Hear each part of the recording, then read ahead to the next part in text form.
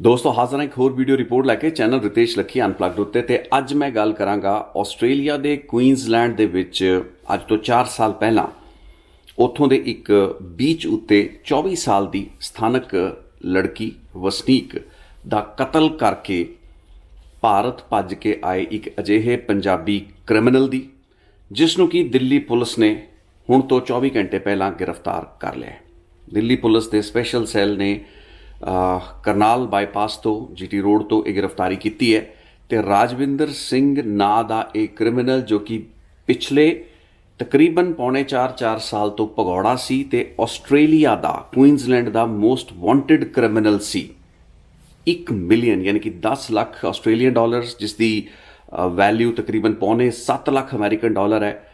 Indian currency के हिसाब नाल तकरीबन 5.5 करोड़ 5.5 करोड़ का यह इश्तिहारी जिहड़ा मुजरिम सी ये भगौड़ा सी, लेकिन दिल्ली पुलिस के स्पैशल सैल ने इसको गिरफ्तार कर लिया। सो एक चंगी कार्रवाई लेकिन एक इंटैलीजेंस लैड ऑपरेशन है जिसका मतलब ये है कि इस 1 मिलियन ऑस्ट्रेलियन डॉलर का इनाम घोषित होने तो बाद ही राजविंदर की भारत दे विच गिरफ्तारी संभव हो पाई जो कि किसी ना किसी टिप ऑफ दे बेस उत्ते हुई हो सकती है। सो वी कैन नॉट से दिल्ली पुलिस दे स्पैशल सैल की एक बड़ी वड्डी कामयाबी इसनूं कहा जा सकता है, लेकिन इस दे पिछे एक बहुत बड़ा रोल उस टिप ऑफ का हो सकता है जिसके बारे कोई ज़्यादा वेरवा अजे तक साझा नहीं किया गया। लेकिन लै दे के एक बहुत बड़ा क्राइम सी, एक जुर्म सी जिसनों कि कमिट किया गया सी आस्ट्रेलिया की धरती उत्ते। इस तरीके दी कुछ होर मिसालां ने ते मैं 2 पार्ट की स्पैशल सीरीज़ है जिसका पहला हिस्सा मैं अज थोड़े सामने लैके हाज़र हाँ, जिस विच कि आपां गल करांगे आस्ट्रेलिया की यह लड़की जिसका नाम टॉया कॉर्डिंगले दस्सिया जाता है। 24 साल की लड़की सी, इसनूं बेरहमी दे नाल मारता गया सी। ज़्यादा वेरवा इस मुतलक सामने नहीं आया सी। ये गलबात तकरीबन 21 अक्तूबर 2018 की है, यानी कि हुण तो 4 साल पहला 4 साल पुरानी ये घटना है। दस्सिया जाता है कि नॉर्थ क्वीनसलैंड दे विच एक बीच है जिसका नाम वंगैटी बीच है। पोर्ट डगलस ते केन्स दे विच ये बीच दस्सिया जाता है, काफ़ी खूबसूरत बीच है। इत्थे ये लड़की जिहड़ी सी टॉया अपने एक पैठ नूं घुमाउण लई लैके आउंदी है तो उस तो बाद ये लड़की गायब हो जाती है। इसके पिता इसकी भाल करते हैं लेकिन उन्होंने उसका कुछ पता नहीं लगता। तो अगले दिन 22 अक्तूबर 2018 ਨੂੰ इस लड़की की जिहड़ी लाश है वैंगेटी जिहड़े बीच के नेड़े एक छोटा जिहा बुशेस हुंदे ने उत्थों अद्धी लाश जिहड़ी है वो जमीन दे विच गड्डी गई होती है। ये जिहड़ा कतल है ये राजविंदर सिंह नां दे इस शख्स ने किया होंदा है जो कि नेड़े यानी कि वैंगेटी बीच जिहड़ा है उहदे ही नेड़े तकरीबन 1.5-2 घंटे की दूरी दे उत्ते एक छोटा जिहा टाउन है उत्थे रहिंदा है। राजविंदर जिहड़ा है बेसिकली ये दस्सिया जाता है कि शायद एक अटेंडेंट का काम उत्थे करदा सी, अपने परिवार अपनी वाइफ ते 3 बच्चों के नाल उत्थे रहिंदा सी। लेकिन टॉया कॉर्डिंगली के पिता नूं जदों 22 अक्तूबर नूं उसकी बॉडी मिलती है, उसके शरीर दे नाल की कुछ होया, उस लड़की दे नाल मौत तो पहला की कुछ होया, इस बारे कोई भी वेरवा जिहड़ा क्वीनसलैंड दी अथॉरिटीज़ ने साझा नहीं किया। ये चीज़ां काफ़ी क्लासीफाइड रखिया गई ने क्योंकि हुण इस केस दे विच गिरफ्तारी तो बाद ट्रायल चलेगा। लेकिन इस लड़की की जमीन दे विच गड्डी हुई जिहड़ी डैड बॉडी है उसनूं रिकवर किया जाता, जिस तो बाद मैनहंट शुरू होती है। तो इस लड़की की बॉडी डिस्कवर होने के 3 दिन के अंदर अंदर ही, क्योंकि उस वक्त तक ये वेरवे सामने नहीं आए होंगे कि ये कतल किसने किया या ये वारदात एक किस्म का ब्लाइंड केस नज़र आ रहा होंगे। लेकिन राजविंदर की जी भूमिका है वो तकरीबन 3-4 दिन बाद उभरनी शुरू होती है। लेकिन उस वक्त तक इस कतल तो 21 अक्तूबर तो 3 दिन बाद यानी 24 अक्तूबर 2018 तक राजविंदर आस्ट्रेलिया छड्ड के भारत निकल चुका होंदा है। उसकी जी लास्ट स्पॉटिंग आस्ट्रेलिया दे विच वेखी गई वो 24-25 अक्तूबर की दरम्यानी शायद रात की देखी गई सिडनी इंटरनेशनल एयरपोर्ट पर, जितों कि उसने इंडिया लिए फ्लाइट बोर्ड की।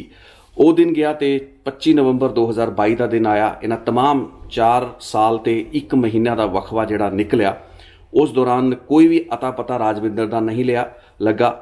राजविंदर अपने पिछे अपनी पत्नी अपने बच्चे वगैरह सारे ही आस्ट्रेलिया छड्ड आंदा है तो इत्थे आके वो एक नवी जिंदगी शुरू कर लैंदा है। इस भारत में आके एक नवी जिंदगी शुरू करने की कोशिश की। उसनूं लग रहा सी कि जिहड़ा कुकर्म ते जिहड़ा जुर्म करके आस्ट्रेलिया विच आया है उस तो बचन का एक सही तरीका है कि भारत विच आ जाओ। इत्थे क्रिमिनल वारदातां करके कतल करके एडे एडे वड्डे अपराधां नूं अंजाम देण तो बाद भी उन्हां तक कानून दे हत्थ नहीं पहुँच पाते, शिकंजा जिहड़ा है नहीं कस पाउंदा। तो राजविंदर दी भी ये आस सी कि भारत दे विच तां कोई भी क्रिमिनल बहुत ही सौखे तरीके दे नाल रूपोश हो सकता है, अंडरग्राउंड हो सकता है, लेकिन उसकी कैलकुलेशन गलत रही। खैर ऑस्ट्रेलिया की जी सरकार है, क्वींसलैंड की जी पुलिस है, अथॉरिटीज़ ने, उन्होंने काफ़ी जोर लाया। 3 साढ़े 3 पौने 4 साल बीत गए थे इस मुतलक बार बार गल्लां बातां भारत दियां थ्रू इंटरपोल ते CBI दे ही कम्यूनीकेशन जदों भी होना हुंदा है, किसी भी कौमांतरी पद्धर उत्ते कोई भी मुल्क जदों भारत दे नाल करदा है, सारा जिहड़ा कम्यूनीकेशन है इंटरपोल के जरिए ते फिर बाद दे विच भारत के पक्षों CBI उसनूं हैंडल करदी है।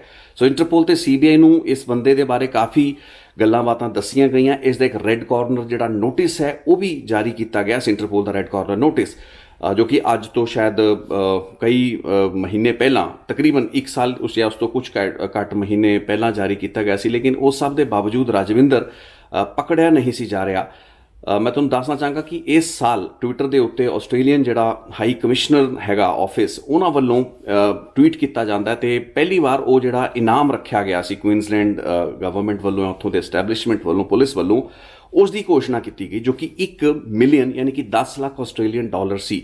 सो मैं पहला जिक्र किया कि तकरीबन 5.5 करोड़ के आस पास ये इनाम सी। सो 4 साल तो जिस राजविंदर नूं पुलिस नहीं फड़ पा रही सी, अथॉरिटीज़ नहीं फड़ पा रही सी, आस्ट्रेलिया सरकार भी काफ़ी कोशिशां कीतियां, ते अजिहा नहीं कि भारत सरकार ने कोऑपरेट नहीं किया, कोई पुलिस ने कोशिश नहीं की होगी, लेकिन उन्होंने कोई अजिही जानकारी नहीं मिल पाई। लेकिन 4 नवंबर इस साल, अज तो तकरीबन 3-4 हफ्ते पहला, ਜਦੋਂ इनाम घोषणा हुई इसकी 1 मिलियन ਆਸਟ੍ਰੇਲੀਅਨ ਡਾਲਰ की, उस तो बाद जाके इस केस के एक बार फिर तेज़ी वेखण नूं मिली।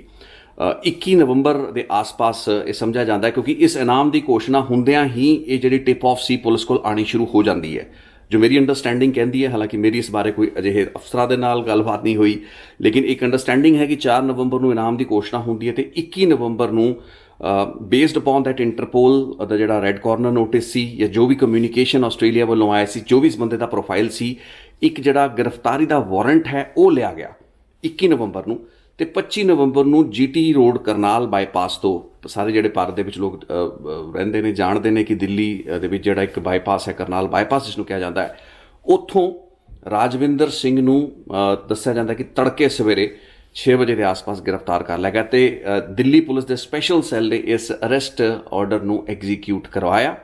सो पॉसिबिलिटी ये है कि एडा वड्डा इनाम, एडा वड्डा जिहड़ा रिवॉर्ड मनी है, उस दे कारण ये जी टिप ऑफ सी, जो कि 3.5-4 साल तो किसी को कोई सुराग नहीं सी, राजविंदर एडा वड्डा कतल करके आस्ट्रेलिया दे विच एक क्वींसलैंड का एडा भगौड़ा मुजरिम जिहड़ा है वो कित्थे गया। हैरानी की गल ये सी कि राजविंदर दा तां बिल्कुल हुलिया बदलिया होया सी, उसने अपने बाल, केस वगैरह सब कटवा रखी सी, तो शायद यही उसका पहला रूप रहा हुंदा है। लेकिन जदों उसनूं करनाल बाईपास तो गिरफ्तार किया जाता है, उस वक्त उसने सिੱਖੀ स्वरूप धारण किया सी, सिर उत्ते पगड़ी सी, दाढ़ी बहुत वधी हुई सी, उसकी पछाण करनी भी लगभग असंभव एक तरीके दे नाल सी, क्योंकि सिੱਖੀ स्वरूप दे विच आउण तो बाद आइडेंटिटी या लुक जी पछाण करनी किसी भी शख्स की बहुत औखी हो सकती है। सो यही जो पैंतड़ा सी राजविंदर ने अपनाया होगा, तो शायद यही कारण सी। तो उसदियां जिहड़ियां तस्वीरां पहलां सर्कुलेट होंदियां रहियां, उस वक्त ओहो जिहियां तस्वीरां सी जिस दे विच मोहना दिखाया जाता है, उसके मूँह के उत्ते कोई बाल नहीं सी, क्लीन शेवन एक बंदा सी। लेकिन बाद दे विच अगले 4 साल उसने जो भारत के विच अंडरग्राउंड होना होंदा है, तो वह एक सिੱਖੀ स्वरूप धारण करके रहा। यही कारण सी कि लोग उसनूं ज़्यादा पछाण भी नहीं पाए।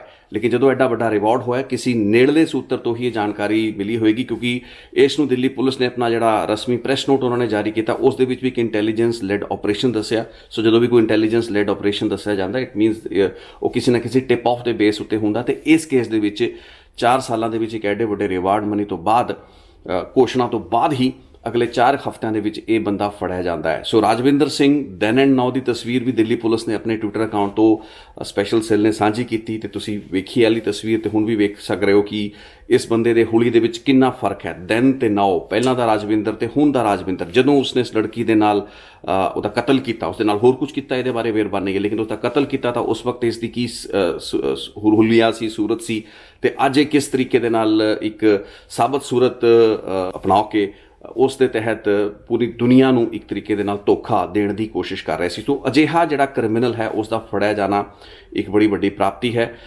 ਇੱਥੇ ਦੱਸ ਦਈਏ ਕਿ ਕੋਸ਼ਿਸ਼ਾਂ ਆਸਟ੍ਰੇਲੀਅਨ ਗਵਰਨਮੈਂਟ ਵੱਲੋਂ ਬਹੁਤ ਹੋਈਆਂ ਤੇ ਹੁਣ ਕਿਉਂਕਿ ਗ੍ਰਿਫਤਾਰੀ ਹੋ ਗਈ ਹੈ, ਇਸ ਤੋਂ ਬਾਅਦ ਅਦਾਲਤ ਦੇ ਵਿੱਚੋਂ ਇਸ ਦੀ ਜਿਹੜੀ ਰਿਮਾਂਡ ਵਗੈਰਾ ਲਈ ਗਈ ਹੈ, ਉਸ ਤੋਂ ਬਾਅਦ ਇਸ ਨੂੰ ਅਦਾਲਤ ਦੇ ਸਾਹਮਣੇ ਪੇਸ਼ ਕੀਤਾ ਜਾਏਗਾ। ਇਸ ਦੀ ਐਕਸਟ੍ਰਾਡੀਸ਼ਨ ਦਾ ਜਿਹੜਾ ਪ੍ਰੋਸੈਸ ਹੈ ਉਹ ਹੁਣ ਸ਼ੁਰੂ ਹੋਏਗਾ, ਕਿਉਂਕਿ ਆਸਟ੍ਰੇਲੀਆ ਦੀ ਕੁਈਨਜ਼ਲੈਂਡ ਦੀ ਅਦਾਲਤ ਦੇ ਵਿੱਚ ਹੁਣੇ ਮੁਕੱਦਮਾ ਚੱਲੇਗਾ।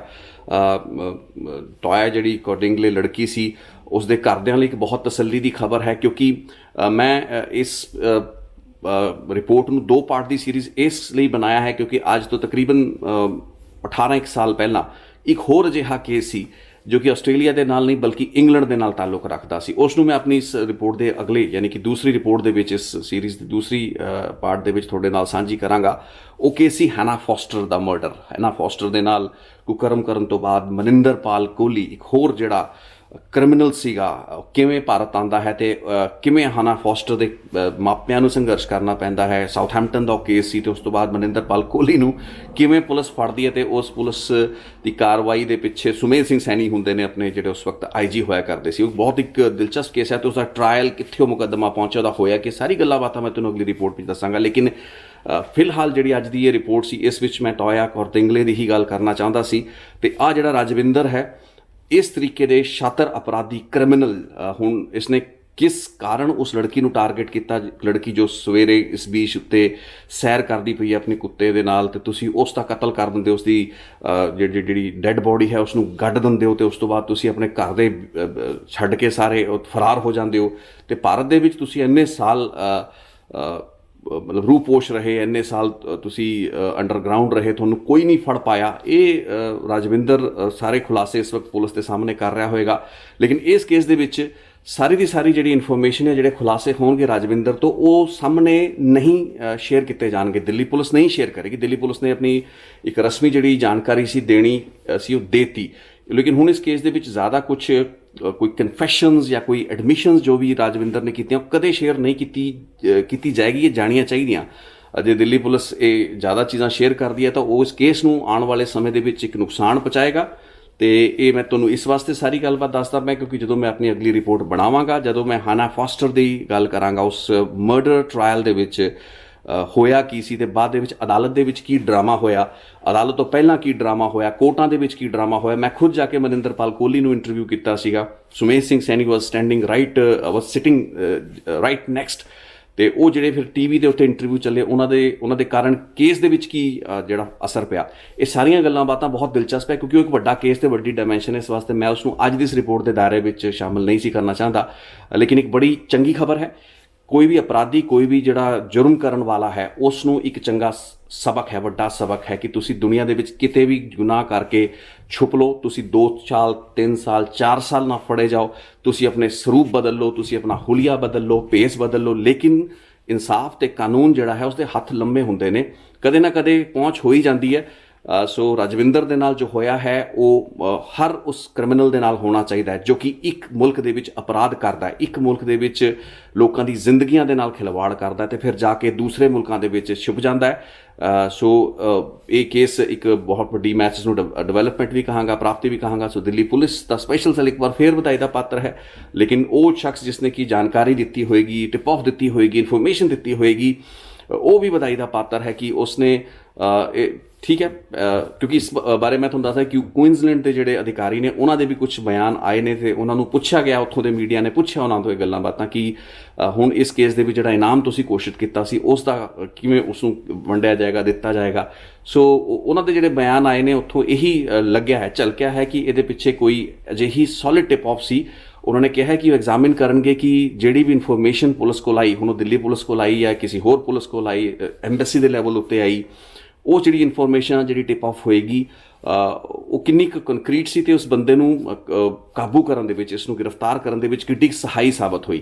ਇਸ ਦੇ ਬੇਸ ਉੱਤੇ ਇਸ ਚੀਜ਼ ਨੂੰ ਐਨਾਲਾਈਜ਼ ਕਰਕੇ ਉਹ $1 ਮਿਲੀਅਨ ਆਸਟ੍ਰੇਲੀਅਨ ਡਾਲਰ ਤਕਰੀਬਨ 5.5 ਕਰੋੜ ਦਾ ਰੁਪਇਆਂ ਦਾ ਜਿਹੜਾ ਇਨਾਮ ਹੈ ਉਹ ਉਸ ਸ਼ਖਸ ਨੂੰ ਦਿੱਤਾ ਜਾਏਗਾ। ਸੋ ਚੰਗੀ ਗੱਲ ਹੈ। ਇੱਕ ਹੋਰ ਵੀ ਇਨਸੈਂਟਿਵ ਦੇ ਤੌਰ 'ਤੇ ਵੀ ਜੇ ਵੇਖੀਏ, ਅਕਸਰ ਆਪਾਂ ਦੇਖਦੇ ਹਾਂ ਵੀ 1 ਲੱਖ ਦਾ, 5 ਲੱਖ ਦਾ, 10 ਲੱਖ ਦਾ ਇਸ਼ਤਿਹਾਰੀ ਮੁਜਰਮ ਹੈ ਜੀ, ਇਹਨੂੰ ਫੜਿਆ ਜਾਏਗਾ ਤਾਂ 5 ਲੱਖ ਦਿੱਤਾ ਜਾਏਗਾ। ਸੋ ਜੇ ਰਿਵਾਰਡ ਮਨੀ ਵੱਧ ਜਾਂਦਾ ਹੈ ਜਾਂ ਵਧਾਤਾ ਜਾਂਦਾ ਹੈ, ਕਿਉਂਕਿ ਜਿੱਥੇ ਤੱਕ ਮੈਂ ਬਿਆਨ ਪੜ੍ਹੇ ਨੇ ਕੁਈਨਜ਼ਲੈਂਡ ਦੇ ਜਿਹੜੇ ਪੁਲਿਸ ਅਫਸਰ ਹੈਗੇ ਨੇ, ਉਹਨਾਂ ਨੇ ਕਿਹਾ ਕਿ ਕੁਈਨਜ਼ਲੈਂਡ ਦੇ ਇਤਿਹਾਸ ਦੇ ਵਿੱਚ ਇਹ ਸਭ ਤੋਂ ਵੱਡਾ ਜਿਹੜਾ ਰਿਵਾਰਡ ਹੈ ਉਹ ਘੋਸ਼ਿਤ ਕੀਤਾ ਗਿਆ ਸੀ, which is this 1 million Australian dollars, right, ਸਵਾ 5.5 ਕਰੋੜ ਰੁਪਇਆ। ਸੋ ਤੁਸੀਂ ਖੁਦ ਅੰਦਾਜ਼ਾ ਲਗਾਓ ਕਿ ਜਦੋਂ ਰਿਵਾਰਡ ਮਨੀ ਵਾਧੂ ਹੋਵੇ ਤਾਂ ਫਿਰ ਬਾਪ ਬੜਾ ਨਾ ਭਈਆ ਸਬਸੇ ਬੜਾ ਰੁਪਈਆ, ਤੇ ਫਿਰ ਚੰਗੇ ਚੰਗੇ ਕ੍ਰਿਮੀਨਲਸ ਆਪਣੀ ਖੈਰ ਮਨਾ ਲੈਣ, ਕਿਉਂਕਿ ਜਿੰਨੇ ਵੱਡੇ ਰਿਵਾਰਡ ਉਨੀ ਜ਼ਿਆਦਾ ਸੰਭਾਵਨਾ। ਤੇ ਇਸ ਕੇਸ ਦੇ ਵਿੱਚ ਇਹ ਪ੍ਰੂਵ ਹੋਇਆ 4 ਸਾਲ ਤੋਂ ਕੋਈ ਰਿਜ਼ਲਟ ਨਹੀਂ, ਤੇ 4 ਨਵੰਬਰ ਨੂੰ ਰਿਵਾਰਡ ਮਨੀ ਘੋਸ਼ਿਤ ਹੁੰਦਾ ਹੈ, ਇਨਪੁਟ ਆਉਂਦੀ ਹੈ, ਉਸ ਤੋਂ ਬਾਅਦ 21 ਨਵੰਬਰ ਨੂੰ ਵਾਰੰਟ ਹਾਸਲ ਕੀਤਾ ਜਾਂਦਾ ਹੈ, ਤੇ 25 ਨਵੰਬਰ ਨੂੰ ਗ੍ਰਿਫਤਾਰੀ। Rajwinder Singh is under arrest. Very soon he will be flown to Australia. Extradition process ਚੱਲੇਗਾ। ਉਹ ਆਪਣਾ ਕੇਸ ਇੱਥੇ ਅਦਾਲਤਾਂ ਦੇ ਵਿੱਚ ਸਾਬਤ ਕਰਨ ਦੀ ਕੋਸ਼ਿਸ਼ ਕਰੇਗਾ ਕਿ ਮੈਂ ਕੁਝ ਨਹੀਂ ਕੀਤਾ, ਮੈਂ ਬੇਗੁਨਾਹ ਹਾਂ, ਹਰ ਕਿਸਮ ਦੀ ਕੋਸ਼ਿਸ਼ ਕਰੇਗਾ। ਲੇਕਿਨ ਭਾਰਤ ਦੇ ਵਿੱਚ ਇਸ ਤਰੀਕੇ ਦੇ ਪੈਂਟੜੇ ਚੱਲਦੇ ਨਹੀਂ। ਹੋਰ ਮੁਲਕਾਂ ਦੇ ਵਿੱਚ ਇਹ ਚੀਜ਼ਾਂ ਚੱਲ ਜਾਂਦੀਆਂ ਨੇ, ਲੇਕਿਨ ਜਦੋਂ ਵੀ ਕਿਸੇ ਹੋਰ ਮੁਲਕ ਦੇ ਵਿੱਚ ਕ੍ਰਾਈਮ ਹੋਇਆ ਹੈ, ਤੇ ਇਹ ਚੀਜ਼ ਤੁਹਾਨੂੰ ਮੈਂ ਅਗਲੀ ਰਿਪੋਰਟ ਦੇ ਵਿੱਚ ਵੀ ਸਬਸਟੈਂਸ਼ੀਏਟ ਕਰਾਂਗਾ। ਇੰਡੀਆ ਦਾ ਜਿਹੜਾ ਕ੍ਰਿਮੀਨਲ ਜਸਟਿਸ ਸਿਸਟਮ ਹੈ, ਡਿਲੀਵਰੀ ਸਿਸਟਮ ਹੈ, ਉਸ ਦੇ ਵਿੱਚ ਕਈ ਚੀਜ਼ਾਂ ਬਹੁਤ ਮਾੜੀਆਂ ਨੇ, ਕਈ ਬਹੁਤ ਚੀਜ਼ਾਂ ਬਹੁਤ ਖਾਮੀਆਂ ਨੇ। ਲੇਕਿਨ ਇੱਕ ਚੀਜ਼ ਬੜੀ ਇੱਥੇ ਬਿਹਤਰ ਹੈ ਕਿ ਦੁਨੀਆ ਦੇ ਵਿੱਚ ਕਿਸੇ ਵੀ ਮੁਲਕ ਦੇ ਵਿੱਚ ਕੋਈ ਕ੍ਰਿਮੀਨਲ ਜੇ ਕੋਈ ਜੁਰਮ ਕਰਕੇ ਭਾਰਤ ਦੇ ਵਿੱਚ ਲੁਕਣ ਦੀ ਛੁਪਣ ਦੀ ਕੋਸ਼ਿਸ਼ ਕਰਦਾ ਹੈ ਤਾਂ ਉਸ ਨੂੰ ਫੜ ਲਿਆ ਜਾਂਦਾ ਹੈ, ਉਸ ਦੇ ਨਾਲ ਇਨਸਾਫ ਕੀਤਾ ਜਾਂਦਾ, ਉਸ ਨੂੰ ਫੜ ਕੇ ਉਹਨਾਂ ਮੁਲਕਾਂ ਨੂੰ ਸੌਂਪਤਾ ਜਾਂਦਾ ਹੈ। ਹੋਰ ਮੁਲਕਾਂ ਵਾਂਗ ਨਹੀਂ ਕਿ ਸਰਕਾਰਾਂ ਇੱਥੇ ਕੇਸ ਬਣਾਉਂਦੀਆਂ ਰਹਿੰਦੀਆਂ ਨੇ ਤੇ ਉਹਨਾਂ ਨੂੰ ਦਿੰਦੇ ਰਹਿੰਦੇ ਨੇ, ਤੇ ਉੱਥੇ ਬਹੁਤ ਲੰਬਾ ਚੌੜਾ ਲੜਾਈ ਲੜਨੀ ਪੈਂਦੀ ਹੈ। ਐਕਸਟ੍ਰੈਡੀਸ਼ਨ ਲਈ ਇੱਕ ਬਹੁਤ ਲੰਬੀ ਲੀਗਲ ਬੈਟਲ ਹੁੰਦੀ ਹੈ, ਤੇ ਬਹੁਤ ਵੱਡੇ ਵੱਡੇ ਜਿਹੜੇ ਕ੍ਰਿਮੀਨਲਸ ਨੇ ਉਹਨਾਂ ਐਕਸਟ੍ਰੈਡੀਸ਼ਨ ਪ੍ਰੋਸੀਡਿੰਗਸ ਦਾ ਫਾਇਦਾ ਚੁੱਕ ਕੇ ਭਾਰਤ ਦੇ ਵਿੱਚ ਨਹੀਂ ਆ ਪਾਉਂਦੇ।